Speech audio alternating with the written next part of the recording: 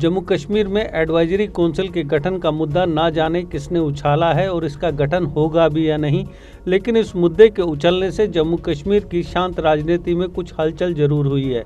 यह मुद्दा सामने आने के बाद नेशनल कॉन्फ्रेंस में कुछ हलचल नजर आ रही है।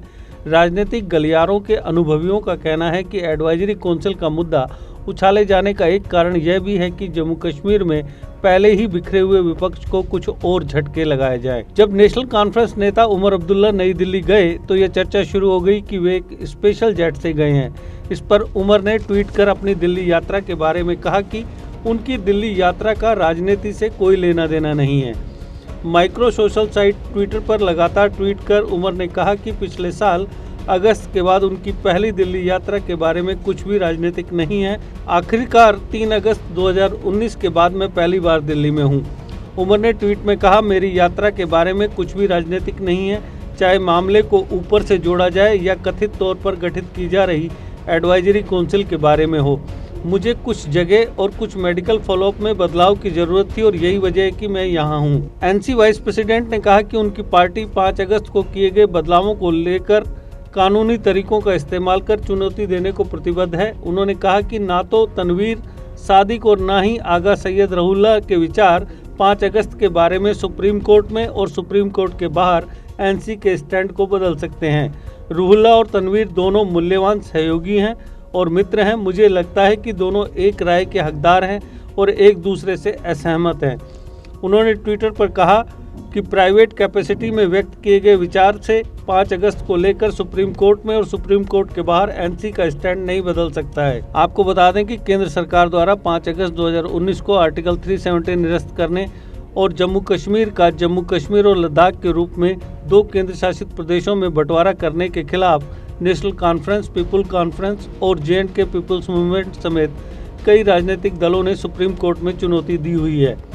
रहुल्ला और तनवीर के बीच के विवाद के संबंध में पूर्व सीएम ने कहा कि इससे पहले कि हम किसी बात को सार्वजनिक करें, पहले आपस में संबंधित मुद्दे पर विचार विमर्श कर लेना बेहतर होता है। उमर ने ट्वीट में कहा कि इससे परे कि हम एक लोकतांत्रिक पार्टी हैं और हमारे विशाल परिवार में सभी प्रकार के विचारों को महत्व देते हैं। हालांकि कभी कभी हम उन्हें सार्वजनिक करने का फैसला लेने से पहले उन पर आपस में चर्चा करना बेहतर समझते हैं। मैंने खुद की सलाह ना मानते हुए कई बार अपने हाथ जलाए हैं। इस बीच नेशनल कॉन्फ्रेंस के मुख्य प्रवक्ता आगा सैयद रहुल्ला मेहदी ने अपने ट्विटर अकाउंट से पार्टी पद का नाम हटा दिया है, जिसके बाद पार्टी में दरार के संकेत मिल रहे हैं। पिछले साल 5 अगस्त को जम्मू कश्मीर से विशेष दर्जा वापस लेने एवं इसे 2 केंद्र शासित प्रदेशों में बांटने के केंद्र के निर्णय के बाद प्रदेश की स्थिति पर नेशनल कॉन्फ्रेंस ने चुप्पी साध ली थी। जम्मू कश्मीर के पूर्व कैबिनेट मंत्री एवं बड़गांव के प्रभावशाली शिया नेता मेहदी ने मंगलवार को अपने ट्विटर हैंडल से नेका पार्टी पद मुख्य प्रवक्ता हटा दिया है। बड़गांव विधानसभा क्षेत्र से 3 बार के विधायक रह चुके मेहदी पार्टी अध्यक्ष फारूक अब्दुल्ला की 2019 लोकसभा चुनाव में एवं उपाध्यक्ष उमर अब्दुल्ला की 2014 विधानसभा चुनाव में हुई जीत में मददगार रह चुके हैं।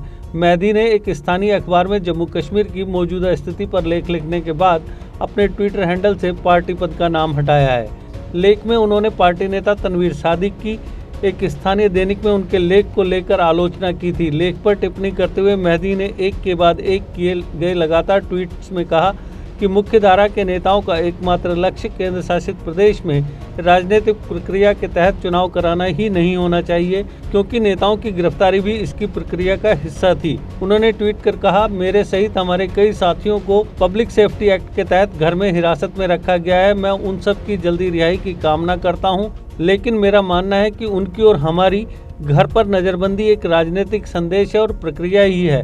उन्होंने कहा कि कश्मीर के राजनीतिक नेताओं को विभिन्न चीज़ों के लिए सरकार से इजाज़त नहीं मांगनी चाहिए, क्योंकि इसका मतलब सिर्फ वही करना होगा जो सरकार उनसे करवाना चाहती है। मेहदी ने कहा कि सरकार अपना काम कर रही है, लेकिन स्थानीय नेताओं के हाथ बंधे हुए नहीं हैं। दूसरी ओर उमर अब्दुल्ला के सलाहकार के तौर पर काम कर चुके सादिक ने महबूबा मुफ्ती, अली मोहम्मद सागर एवं शाह फैजल समेत सभी नेताओं की रिहाई की मांग की है।